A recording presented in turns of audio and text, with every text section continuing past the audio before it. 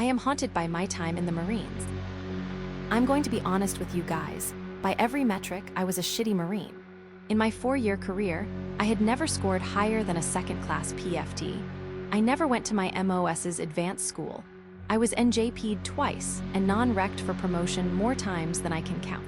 I barely picked up Lance Corporal, and everyone gets promoted to Lance Corporal. According to my squad leader, section leader, platoon sergeant, and company first sergeant, I have an attitude and motivation problem. They weren't wrong. I don't truly know why I would behave the way I did. Maybe it was just a lack of maturity. I joined the Marine Corps when I was 17, trying to get out of a bad situation back home. I had a troubled childhood, and I had hoped the Marines would be a way for me to move forward. Well, as it turns out, people with troubled childhoods will typically have troubled adulthoods. Every shitty thing I did as a kid, I did as a Marine. Drinking, stealing, getting into fights, being disrespectful to authority figures. Typical bullshit you'd expect from a shitbag terminal lance. By 3.5 years in, my leadership had given up on me. Whatever, I thought, I only had 6 months left anyway. Our unit was getting ready to set out on its yearly field exercise at a training area a few hundred miles away from our base. I'm not going to name what unit or base I was at, or the training area for the sake of operational security. I guess old habits die hard. As I expected, as soon as we arrived at the training area, I was placed on camp tax. For those of you not in the know, camp tax is essentially where the unit would place all the shitbags such as myself to do bitch work around the cantonment area. Picking up trash, cleaning toilets, working in the chow hall, and other such tasks. What I didn't expect was to be placed on AHA watch. AHA means ammunition handling area, and in accordance with USMC regulations, it's far as fuck away from everything else. I, along with 19 other independently minded Marines, were given 2-man tents and several boxes of MREs, and were placed in a 7-ton heading several miles away from cantonment. After I made it a few hundred meters away, he abruptly fell silent. I dashed through the front gate of the AHA, almost knocking over a very angry Sergeant Hart. I didn't stop to listen to whatever bullshit he was about to spew at me. I headed straight for the main radio. I pushed the boot radio operator to the side, picked up the microphone, and without any radio etiquette in mind whatsoever, I screamed, "Help!" over and over again until I passed out. I was later told that I passed out from heat exhaustion, but based on the bruise on the back of my skull and the migraines that I suffer from to this day, I suspect Sergeant Hart bludgeoned me over the head with his rifle. My plea over the radio got some attention. When I woke up, I was in a naval hospital. As soon as I was awake, a nurse came in and told me to stay put, and that someone was going to speak to me. Before I could ask her for more information, she turned around and walked out. I tried to get up, but that's when I realized I was handcuffed to the bed.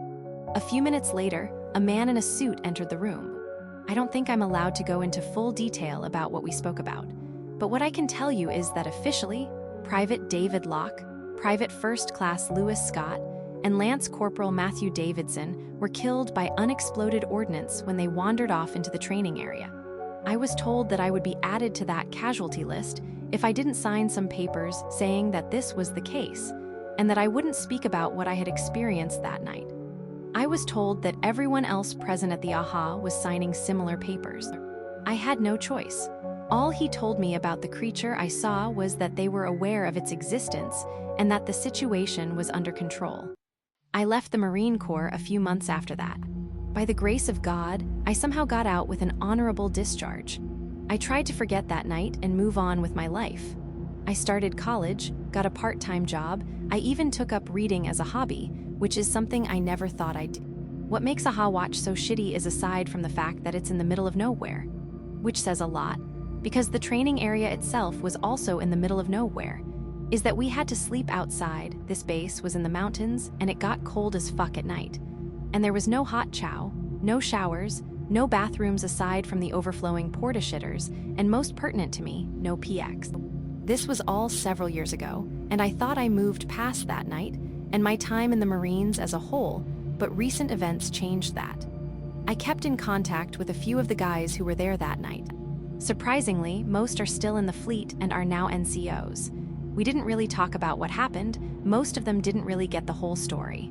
The whole real story anyway. A few months ago, someone posted an obituary in our group chat. It was for a Staff Sergeant Daniel Hart. According to the obituary, he was killed in a training accident at the same base where all of this shit went down. At first, I thought it was karma at work. After all, he was the one who sent me and my friends to our deaths so he wouldn't get in trouble.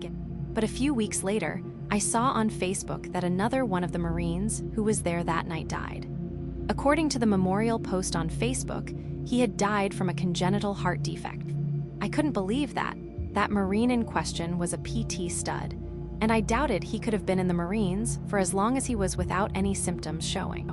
As the weeks went on, I kept seeing obituaries and memorial posts popping up, all for the guys who were at the AHA that night. The causes of death were all crazy things: car accidents, training accidents, undiagnosed medical conditions, stuff like that. By my count, I'm the only one left, which is why I'm writing this. I don't think I have much time left. For the past few days, I've been locked in my room. I'm afraid to go outside. I'm being watched. From my window, I can occasionally see a black van drive by. I know it's the same one every time from the license plate, and I swear I can hear a helicopter fly by every so often. Helicopters have never flown by my apartment before last week. I'm praying to God that this is all just one big coincidence and that I'm just losing my mind. What I do know that if this is all real, I'm not going to let them make my death look like an accident. I had only brought out 1 pack of Marlboros before we had left our base, and I had 0 snacks. I would have to sustain myself solely on MREs for the next month and a half. I am perfectly healthy, I don't have any dangerous hobbies, and my job isn't dangerous. I am not planning on hurting myself. If they come for me, I'm going to fight. They won't be able to make it look like an accident.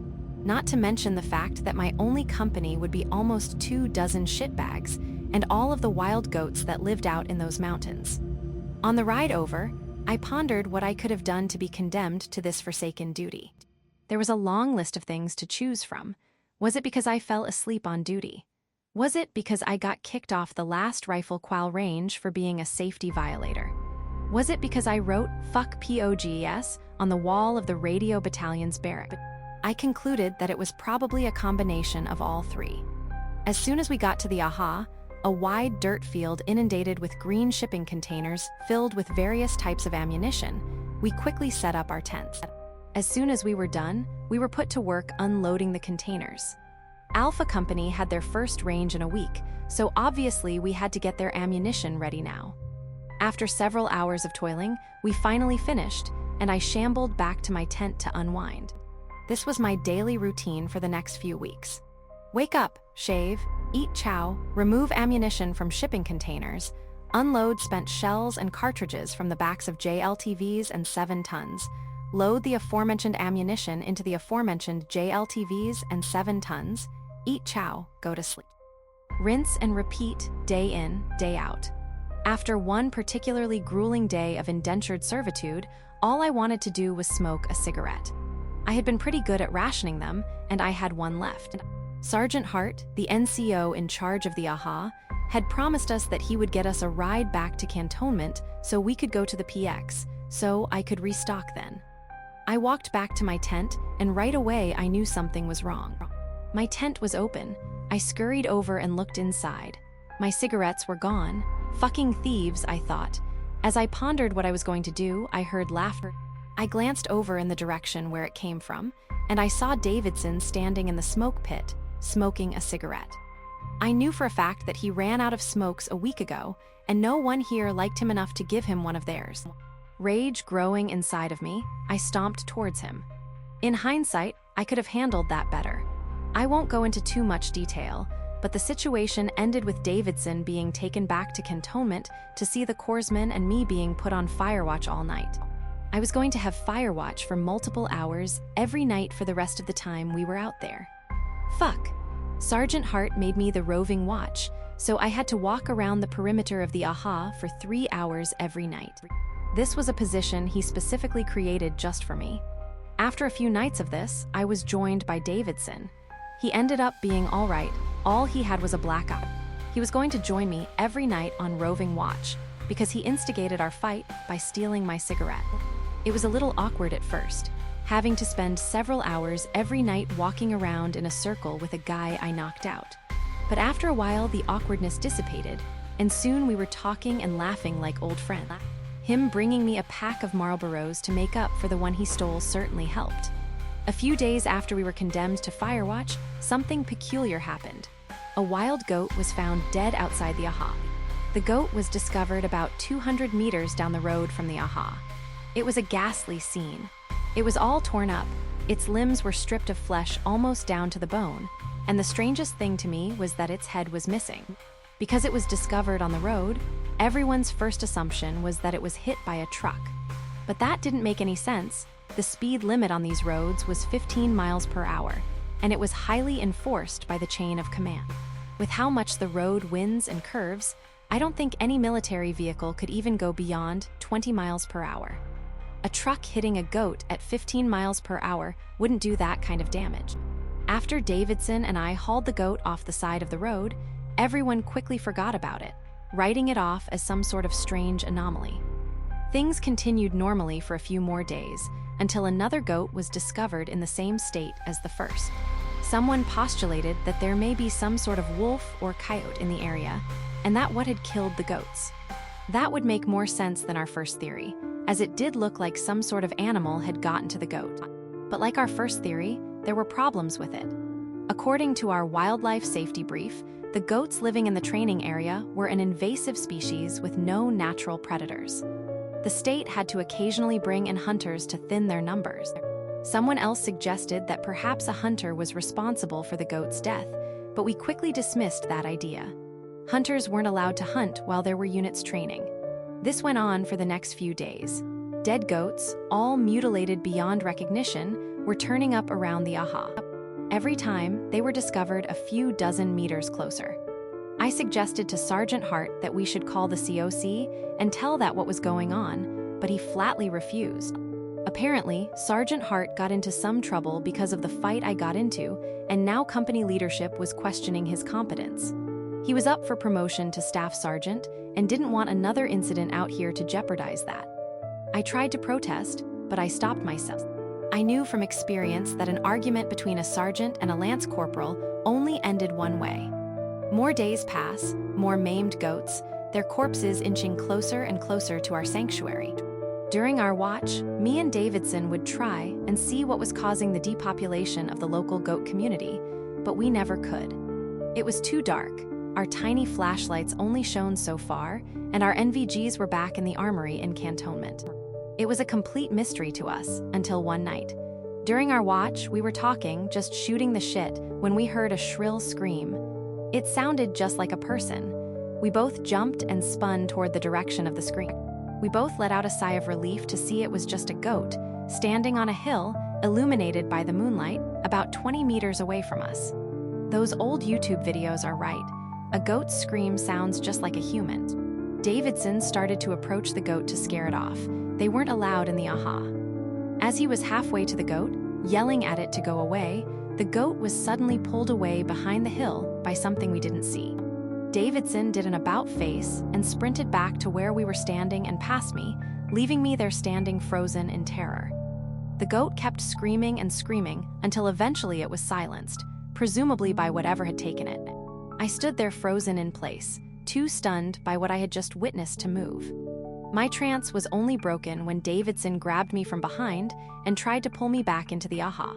He must have realized I hadn't been running with him, and he came back for me.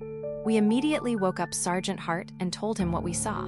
He didn't believe us, or at least not completely. He told us that it must have been a wolf or coyote or bear, and that it wouldn't bother us because they were afraid of people. He knew damn well that none of those animals lived out here. He just didn't care. He told us to get back on watch, or he would make this last week we were here a living hell. Me and Davidson begrudgingly went back on post, but this time we didn't talk or joke around. We just lay in the prone, our unloaded rifles pointing in the direction of our unseen enemy. We found what was left of the goat the next morning, just behind the hill. All day the next day, we begged Sergeant Hart not to put us on watch outside the perimeter of the AHA.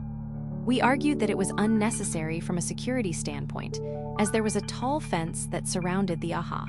He told us that he didn't care, and that it was our punishment for fighting each other and embarrassing him. We then offered to stand firewatch the whole night, every night, for the last few days we were here, just behind the fence. Me and Davidson both sighed in relief when he agreed to those terms. It was exhausting having to stand a full 8-hour shift every night for the rest of the week, but it was worth it. We had hoped what Sergeant Hart had said was true, and that whatever that was, it would be afraid of people and not try to enter the AHA. It never did, but we were glad that we would be leaving in a few days, so we didn't have to find out if it would.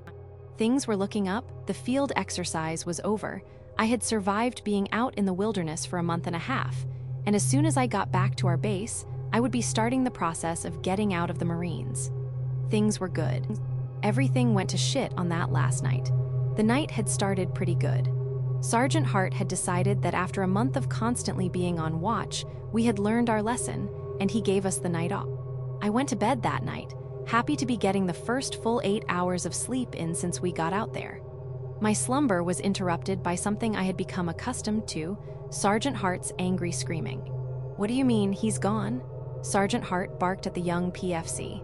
I don't know, Sergeant. I looked inside his tent to get him for his watch, and he was gone," the PFC stuttered back. Private Locke had a pretty hard time in the Marine Corps, and that's saying something coming from me. Locke had trouble adjusting to the rigors of life in the infantry, and to make a long story short, he couldn't do it. Since he had arrived at the unit a few months ago, he was the constant victim of bullying and hazing. To cope with this, he turned to self-mediation.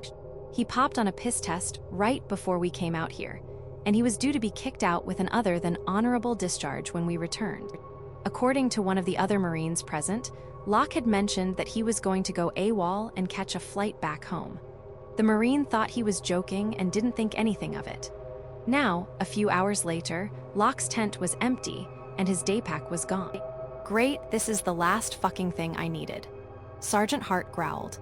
He then turned to me and said, "You, Davidson, and PFC dumbass here are going to go find him and bring him back." I immediately objected. "Sergeant, you can't be serious. It's the middle of the night, it's dark as fuck out, and we don't know which way he went. We need to call this in." I didn't mention the real reason I didn't want to go, because I knew he still didn't believe me. "Fuck no," Sergeant Hart snapped. "If I call this into the COC, I'm fucked, which by extension means you're all fucked. Shit rolls downhill." I doubted that any of this could be blamed on the rest of this, aside from the guys who previously stood firewatch and didn't stop him from leaving, and the guy who heard Locke mention he was leaving and didn't say anything. For the first time in my Marine Corps career, I was entirely blameless for a bad situation. Sergeant Hart could tell I knew this and sighed.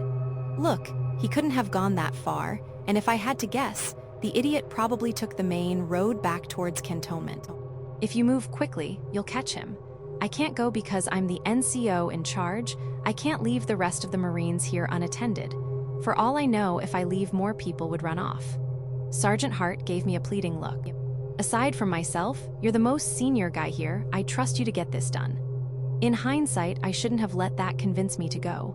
I should have grabbed the radio myself and called it in and let Hart get fucked over, but I didn't. Throughout my time in the Marines, I had always been treated, deservedly, as an incompetent individual who couldn't be trusted with any sort of responsibility. So having a sergeant give me an actual important task and tell me he trusted me to complete it convinced me. After all that time, despite all my shitbaggery, I still had some sense of motivation. Myself, Davidson, and Scott, the PFC who discovered that Locke was missing, sent out down the dirt road back toward Cantonment, the route Sergeant Hart had believed Locke had gone. Davidson had agreed to go with me because he figured that there was strength in numbers, that whatever was out there killing the goats could have killed us all in the AHA but didn't, because it must have been afraid of large groups of people. Scott came with us because he was a boot and would do whatever the fuck we told him to do. Sergeant Hart told us that if we didn't find Locke within an hour, we could call him on the 152 and then he would radio it in as a last resort. At the time, that felt reasonable. As we made our way down the road, me and Davidson kept our heads on a swivel, on the lookout not only for Locke, but whatever ungodly nightmare that may be lurking in the shadows. It was a cold night, like always, and for once, the sky was clear of clouds. It had almost been an hour since we left, and all three of us were ready to call the sergeant and tell him we had failed. I brought the radio to my ear and pressed the key-in button. Echo 5 Hotel, this is Echo 3 Tango, radio check, I said into the radio. Static, Echo 5 Hotel, this is Echo 3 Tango, radio check, I said again. Static, Echo 5 Hotel, this is... I was cut off by 3 loud beeps emitted from the radio. I looked at the radio's display to see the bar representing the radio's battery life was just a small sliver. Fuck, I exclaimed angrily. I exchanged a glance with Davidson. Did you happen to bring an extra battery? I asked. He gave me an annoyed look. You're the one carrying the radio, you'd be the one in charge of having batteries. I sighed. He was right. Damn it, the first time I was ever entrusted with something important, and I already fucked up the most basic thing. No wonder I kept getting non-wrecked. We should probably head back, Scott piped up. Sergeant Hart is expecting us to call him soon, and if he doesn't hear from us, he'll assume something happened. If we run, we can probably get back in 20 minutes. He's right, Davison chimed in. If Sergeant doesn't hear back from us, he'll be more pissed than before. I reluctantly agreed. I knew Sergeant Hart would be angry that we couldn't find Locke, but at that point, I didn't care. I was getting out in a few months.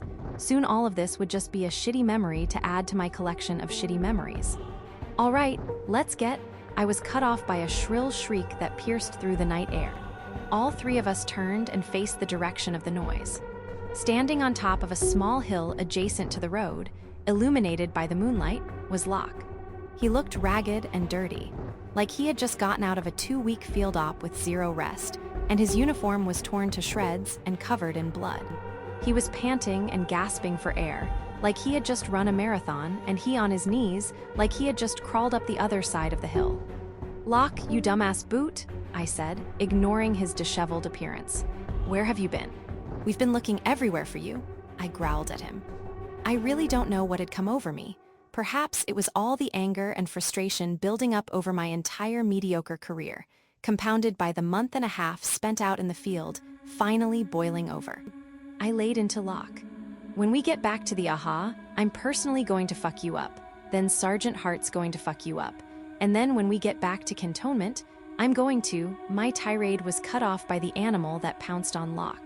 That's the best way I can describe it, an animal. Although it didn't look like any animal I had ever seen. If I had to describe it in greater detail, I say it was a cross between multiple different animals. It had the head of a bat, the body of a man, and the claws of a mountain lion. Claws that were currently tearing into Private Locke's torso and ripping out his spine. Me and Davidson immediately booked it. We ran back down the road towards the AHA. After about 100 meters, I realized Scott wasn't with us. He must have done what I did the first time I encountered this thing and froze up. I turned back just in time to see the creature decapitated. I gagged and tried to resist the urge to vomit, which was not helped by the fact that this was the fastest I had ever run in my life. Where's Scott? Davidson panted. It fucking killed him, I gasped back. Hart should have let us bring our fucking rifles. Davidson angrily exclaimed. Davidson tried to convince Sergeant Hart to let us bring our rifles and some ammunition, but he refused. He didn't want to risk us losing them or having a negligent discharge. He insisted that if there was something out there, it probably wouldn't bother us. He was a sergeant, so he knew better than us. It felt like we were running for hours, but in reality, it must have only been a few minutes.